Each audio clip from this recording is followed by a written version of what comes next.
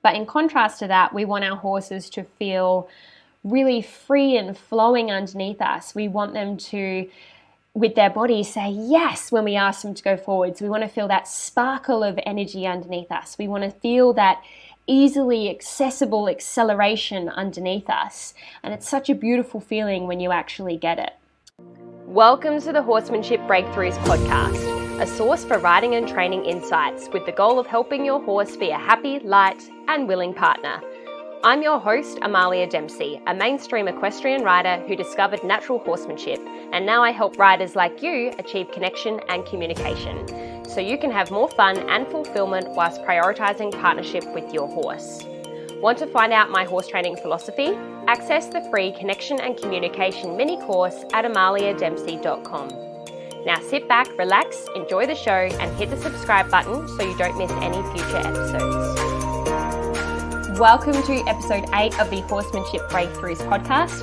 In this episode, I'm going to explain to you how you can help your quote-unquote lazy horse be more forward and responsive without necessarily getting firmer. I don't actually like using the word lazy because I don't really like to, humanize certain behaviors, especially negative behaviors that horses will show us. I don't really think that horses are lazy.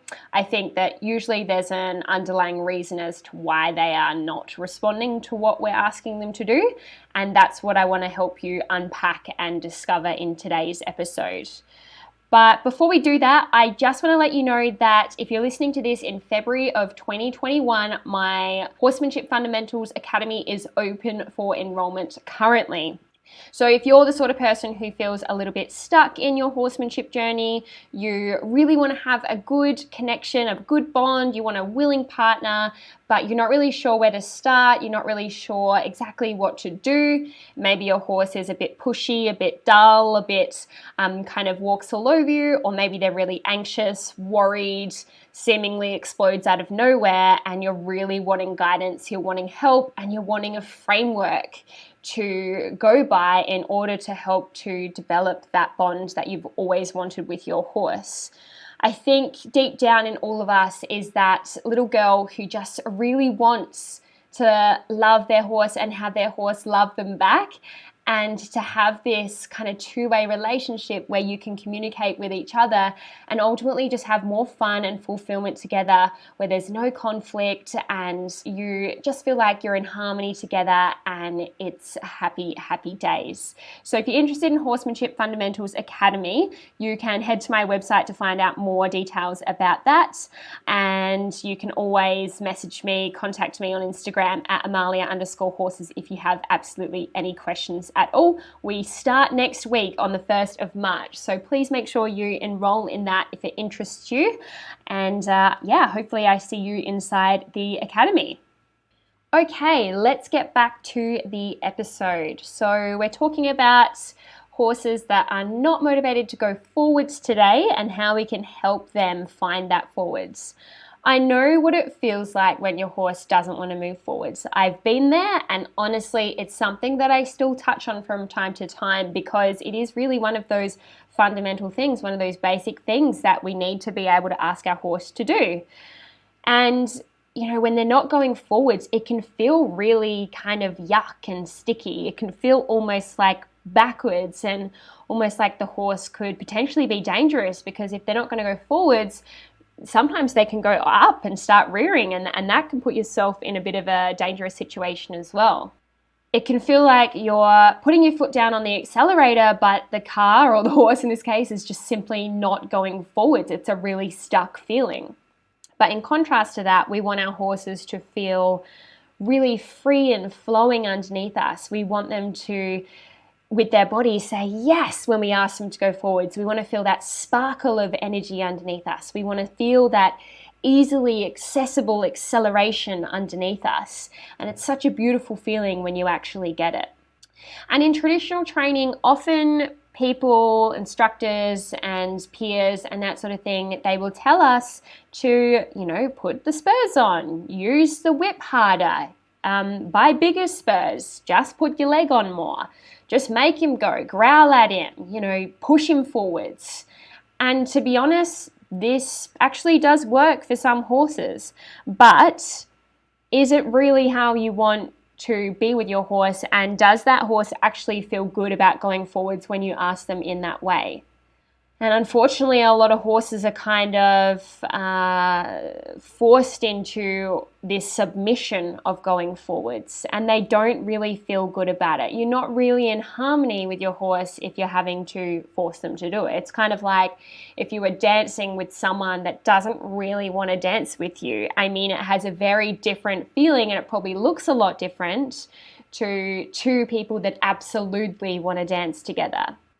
For me, it's really important that I feel authentic and proud and in line with my values when it comes to horse training. And so whenever I feel like I'm wavering away from that, maybe I get the feeling of, no, I want to make him do it, then I don't feel good about that. And for me, it's really important to follow those feelings and honor the way I feel when it comes to the horse training, because ultimately, I need to feel good about it, and I need my horse to feel good about what we're doing together.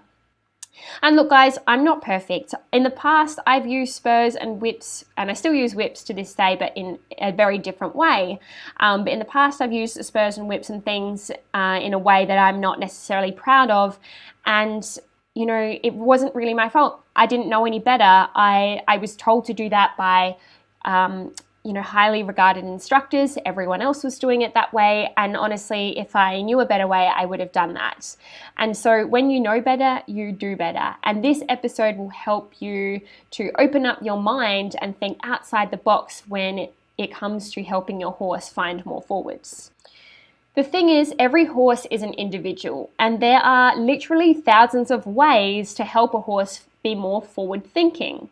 And in this episode, rather than giving you a recipe to help your horse go forwards, I'm actually going to be throwing out lots of different ideas that you can think about and play with and trial and error yourself, which are all underpinned by a positive, playful approach so that you can find what works for your horse. I've actually got 18 ideas. I know it seems like a lot, but I've really brainstormed all of the ways that have helped me achieve forwards with my own horses, and I'm hoping that you will have some success with some of these ideas as well. Before I get stuck into these ideas, there are 2 points I want to make first. The first one is, of course, you need to rule out any veterinary or health issues, saddle fit issues, dentistry, etc., so that you can really make sure that the horse isn't saying no to going forwards because of pain or discomfort, right? That's really important. Imagine if you had an upset stomach, or you had a stone in your shoe or something like that, and your personal trainer was asking you to run. It's like, I literally can't. No matter how much incentive you give me, I don't want to do that right now because I'm in pain. So definitely rule out any health or veterinary issues first, but assuming you've already done that, I'll move on to point 2, which is, before you look for solutions, I want you to start thinking, what could potentially be the root cause as to why my horse doesn't want to move forwards?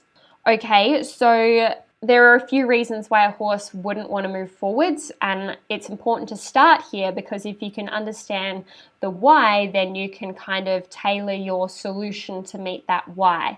And this goes for all horse problems that you have. You need to try and put yourself into your horse's shoes or hooves and literally think, okay, if I was my horse, why would I be behaving in this way?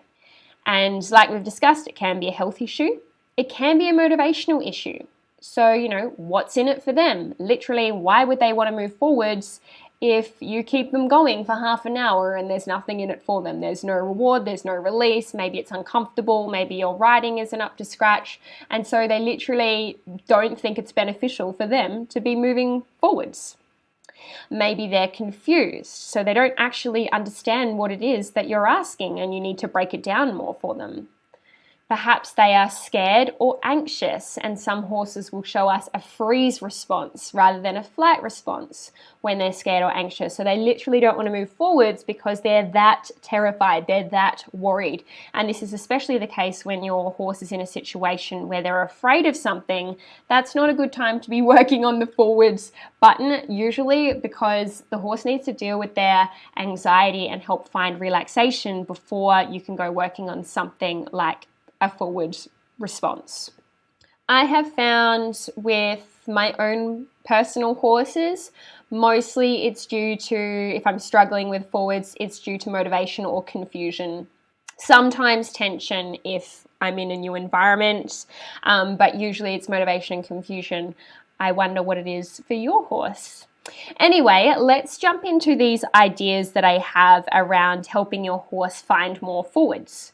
So the first idea is to check your attitude. Recently I did or probably not recently, probably a month or so ago now, I did a post on being your horse's cheerleader. And I really like the idea of being your horse's cheerleader over just their leader, say, because cheerleader has a very positive energy around it, right? So you, instead of approaching your horse in a way like, no, you must move forwards, you must do what I say, it's more, come on buddy, you can do it, I've got your back, we can do this together.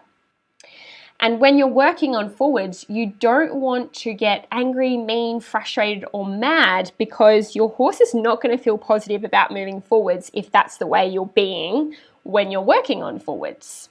So they will start to relate the attitude that you show up with the tasks that you're working on. So if you're always grumpy and frustrated and fed up when you're working on forwards, your horse is not going to like going forwards. But if you're playful and happy and positive and encouraging like a cheerleader would be, then your horse has more of a chance of feeling positive and finding forwards in a positive and happy way. So it's really important that you check your attitude first, and that's why I've made it the first idea out of all of these 18 ideas, because you really need to make sure your head is in the right space when you're approaching this particular problem before moving on. The next idea is to change or think about your environment. So often we're working on forwards in the arena, and I get it, it's a nice safe place to be working on things with your horse. And often a lot of the work that we do in competitive disciplines is in an arena. But horses naturally find more forwards when they're out in big open spaces, on trails, and even in things like forests and vineyards where there's narrow straight lines, which helps to draw a horse more forwards. Now I know what you're thinking, that's all well and good, Amalia, but I need to be able to get forwards in the arena. Like maybe you're a dressage rider or someone who can only have access to an arena. But what I'm saying is you're more likely to get forwards in the arena if you can get your horse more forwards out on an easier environment. So if you can set it up in an environment that is easy for your horse to find forwards, then you're more likely to get it in the arena as well. And try not to place so many limitations on yourself straight away. So yes, you need to be able to do it in the arena. You need to be able to do it anywhere at the end of the day. But to begin with, you want to make sure that you're in an environment that is as easy as possible for your horse. It's kind of like, if you're helping a child to stand up for the first time, right? So a young baby kind of thing, learning to stand up for the first time. Yes, that baby eventually needs to be able to stand up by itself without any assistance. But of course, you're going to help that baby stand up for the first time, or the first lots of times really, before they've developed the strength to be able to do that. So you don't go in that moment, oh, well, you need to be able to stand up without assistance, so right from the start, you can start that way. It's like, no, you need to be able to set it up for that baby right from the start, that it's super easy and you're setting it up for success before they go on to more challenging tasks. Anyway, I digress. The next idea is consistent cues.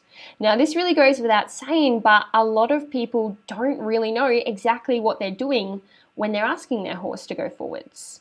So if you don't really even know what your cue is to go forwards, then how is your horse supposed to be really clear on that? And I want to give you a little kind of phrase to remember. when you're using cues with your horse. And it goes like this: offer, encourage, support. So your offer is the very lightest cue that you would like to use ultimately with your horse to ask them to go forwards. So for me, that's kind of floating my belly button forward slightly, and even my hands will go ever so slightly forwards, and my seat, so my gluteal muscles, engage slightly. Right, so I'm embodying this forwards kind of energy. That's my offer. Then encourage, so that might be my legs gently closing. And then hopefully by that point they've already taken the forwards door, the open door in front of me. That's what I'm sort of imagining. And if they don't, then I might support with my stick, say, in a polite, positive, and friendly way rather than a, getting up them kind of way. So think about offering your lightest cue, encouraging with your next, encouraging aid like your legs or your voice or whatever you choose to use, and then supporting with something like your whips, or if you're someone that uses spurs, you can use a spur. It's not something that I use, but each to their own, everyone's on their own journey. So the point that I'm trying to make is be really consistent and methodical and systematic in your application of your cues so you become very predictable for your horse. If you are randomly applying leg aids on, it's not going to be clear for your horse.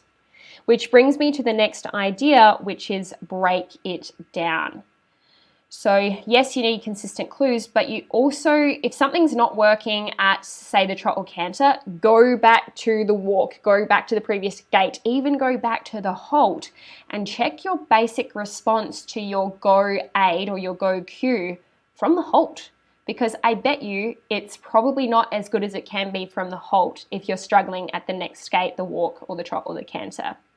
Keep going with your response at the halt to walk until you're super happy with it, right? So make sure that you're not skipping steps. You're not progressing to trot and canter, even though you're like, oh, the halt walk transition's not great, but never mind, I need to be able to trot and canter for dressage, so I'll just do that. No. To break it down, go back to the halt, get that really good before continuing and making it more difficult for the horse. And this also has the advantage of you being able to really slow down and be clear and consistent with your cues, because it's very hard to, or it's much more difficult to be clear and consistent at the faster gaits when there's a lot more movement and a lot more things happening. The next idea number 5, is don't layer criteria too soon. Or if you're struggling with forwards, loosen your criteria a little bit. So what am I talking about with criteria? Okay, so my picture is that I want to be able to have my horse move freely forwards, to be able to accept a light contact, and I want to also be able to, say, do a leg yield at the same time, right? All of those things, they're my 3 criteria. I want forwards movement, acceptance of a light contact, and I want to be able to move sideways towards the track. Okay, so those 3 things need to be able to work really well individually before I can combine them. And if we're thinking about order of preference, out of those 3 things, the forward is probably the most important thing out of the forwards, sideways, and the contact. So when you're working on forwards, drop those other criteria. Don't even care about sideways. Don't even care about the contact. Just work on getting forwards first so your horse can be super clear and understanding on one aspect of that, and then work on another aspect before you start combining them together. In this way, you will gain so much clarity, your horse will gain so much clarity and understanding, and therefore trust you more and be more willing to work with you, because you can be a really clear communicator and you're not going to be overwhelming your horse and confusing your horse with lots of different complex and combined signals. Idea number 6 is a very good active neutral. So what I mean by active neutral is when you're moving along with your horse, when they are going forwards, you need to be able to remain in a way that is very quiet, but still with a certain amount of energy in your body. So when you are walking, say, there's a certain amount of energy. So when I'm talking about walking, I'm talking about you as a human walking on the ground. There's a certain amount of energy that you have within you when you're walking along. right? There's a certain amount of, up and moving kind of thing. And same with when you move into a jog, there's that next level of energy that you kind of bring into your body. You need to embody that when you're walking, trotting, and cantering on your horse, so your horse can feel like you're moving with them. So a good active neutral means that you do have a certain level of energy in your body when you are moving in harmony with your horse, but you're also not inhibiting your horse's movement by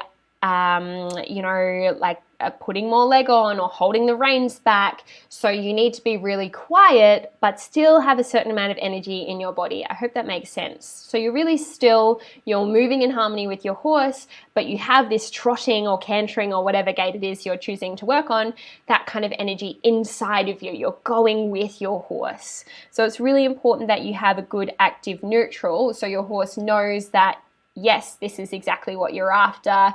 You're just simply enjoying the ride. Which brings me to the next idea number 7, which is a way you can actually work on getting a really good active neutral, which is going into 2-point position or standing in your stirrups. I personally like to do a lot of standing in my stirrups work because it's very difficult to be noisy with your legs when you're in 2-point position or standing in the stirrups. Because when you've got a lot of weight in your stirrups, it's hard to kind of grip with your legs. So you're not going to be accidentally putting leg aids on when you don't want to be. Especially when your horse is moving forwards, which is what you want. You really don't want to be applying excess or unintentional leg aids at that time. You want the horse to feel like, oh, she keeps her legs off of me, well, not completely off, but at least not pestering me when I'm moving forwards. I get a release within the movement.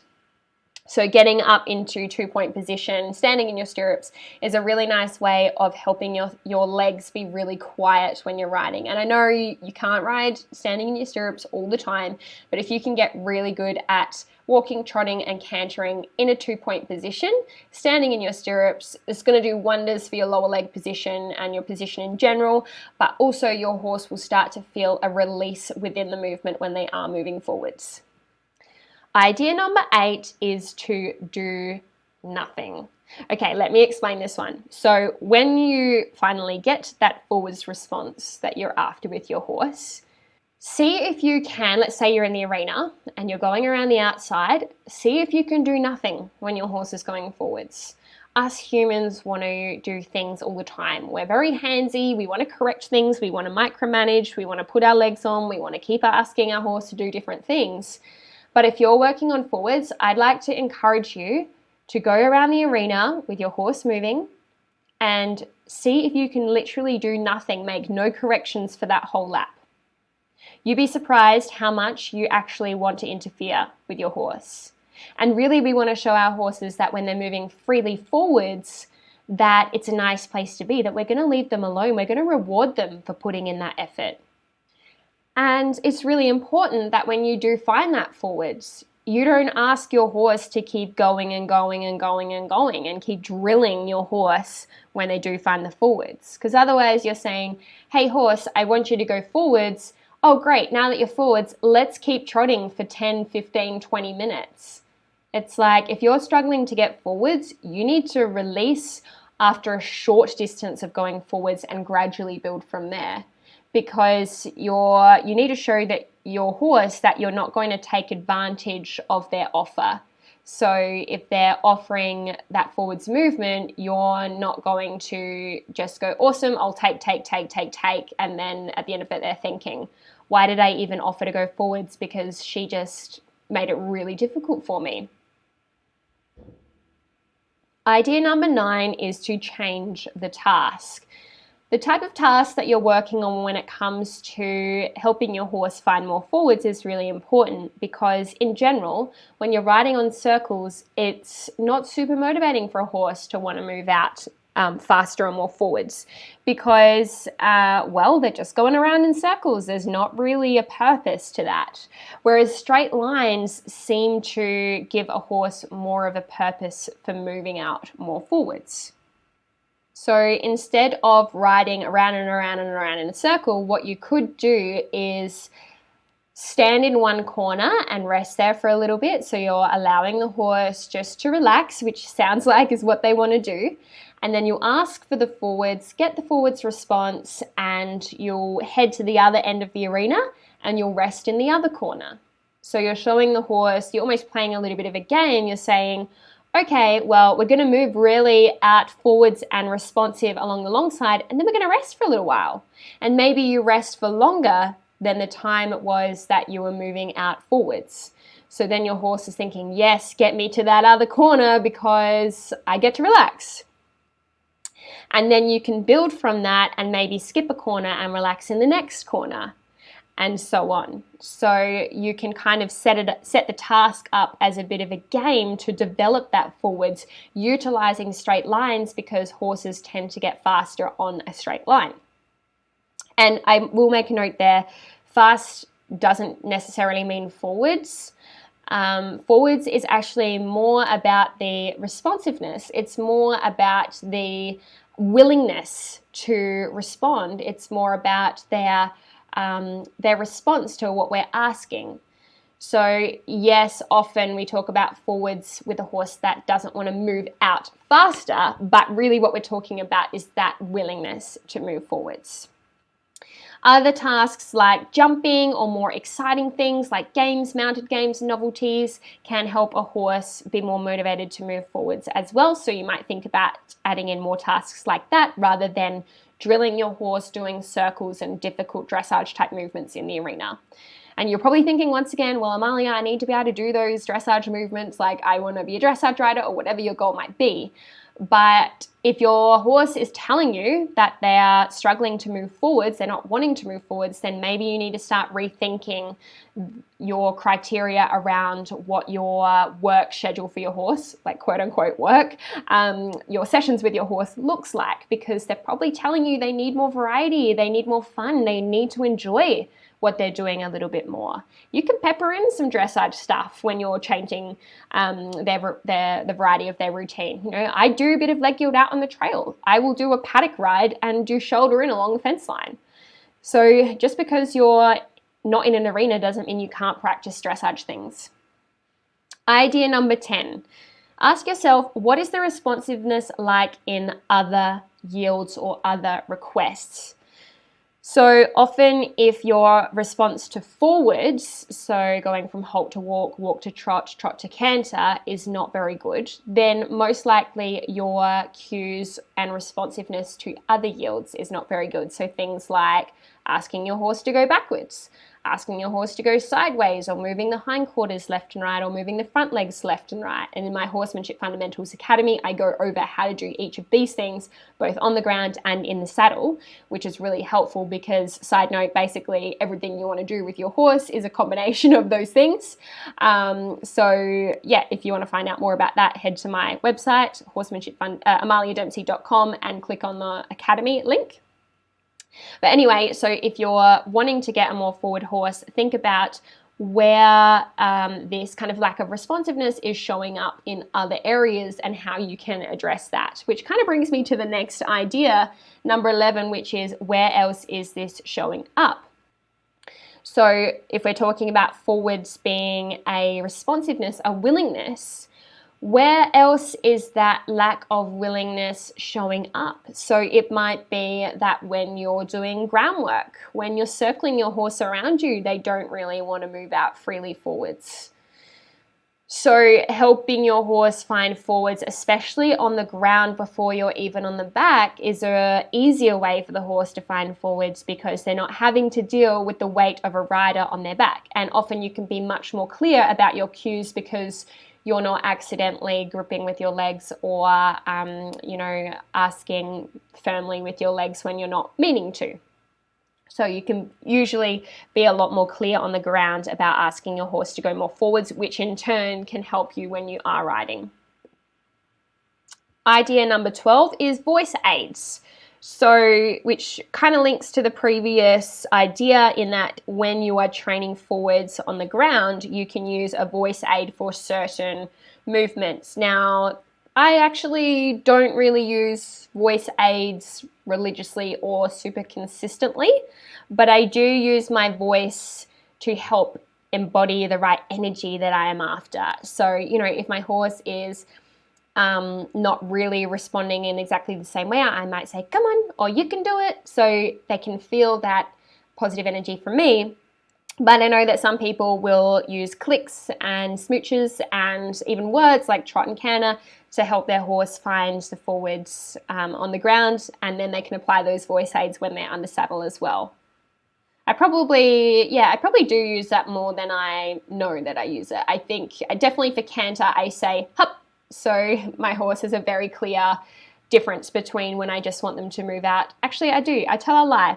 I tell a lie, because when I am asking for a longer trot, I use a ch, ch, ch, ch sort of noise.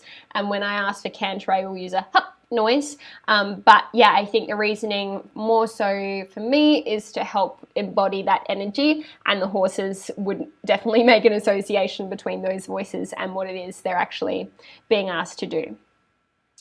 Idea number 13 is to offer an incentive, especially for those horses that are really lacking motivation. So literally, why would they want to do that? Now, I did already mention that task going from corner to corner, but what you could also do to add even more incentive is actually place some barrels in the corners. If you're open to using treats, I'm personally someone who uses treats in training, and you could place some treats on top of those barrels so that they're thinking, yes, get me to that barrel because I want to have the treats that are on top of the barrel. Or you could even use just some loosened hay or some kind of nice incentive in the corners so that your horse is seeking to get to the next corner. And you can easily transition this away from using barrels or hay in the corners to you just having treats on you. Don't feel like, oh, if I'm rewarding just like one stretch of forwards, that I'm always going to have to reward 60 meters of trot. It's not that way at all. Think about using treat training with dogs. We usually teach a dog to sit using treats, but that doesn't mean we have to use treats for the rest of their life to ask them to sit. Like, once it's an established behavior, it's generally pretty good and pretty reliable, and we might only then reward sporadically. Idea number 14, related to the previous one. It's such a nice flow of ideas, this one. I like the order that I've put them in. Idea number 14 is check your treat timing. So if you are using treats, make sure that you're using a noise or I think it's called in technical terms a bridge or a marking signal, so that your horse knows exactly what you're rewarding them for. So let's say I'm working on canter transitions. I will say good, or yes, which are my kind of words that I use to let my horse know that they're on the right track when they make that canter transition, not after they've dropped into the trot. So you need to use that bridge, that marking signal, yes, good, as they're going into canter, and then you can stop them and give them the reward. Because otherwise, if you don't, they think the stopping is actually what gives them the reward. So if you are using treats, make sure that you are telling them when it is that they're actually doing the right thing and rewarding after you've used that signal, and not rewarding them for actually stopping. Because, obviously it's pretty hard to give your horse treats whilst they're moving forwards. Idea number 15 is to follow another horse. Horses get a lot of confidence from other horses. And so what you could do is have a friend ride around at trot, canter, whatever you're struggling with, and have your horse follow that horse. It really does help create a lot of extra energy, and your horse will be able to feel that you're moving along with them freely and not blocking them by following another horse. And this can also be used in a way like following or chasing something else. So often when I'm riding out in the back paddocks, we'll find kangaroos, and I like to chase the kangaroos because it's fun. And the horses do really feel that excitement kind of following something. So you could even get a friend to drag a cone or something out behind them, and you can follow that. So following another horse or another object or chasing something can help to find more forwards. Idea 16 is to check your position. So a lot of people place a lot of emphasis on this. It's not the be all and end all, but it's really important that you do check it, because often you can actually be blocking or restricting the horse in your own body.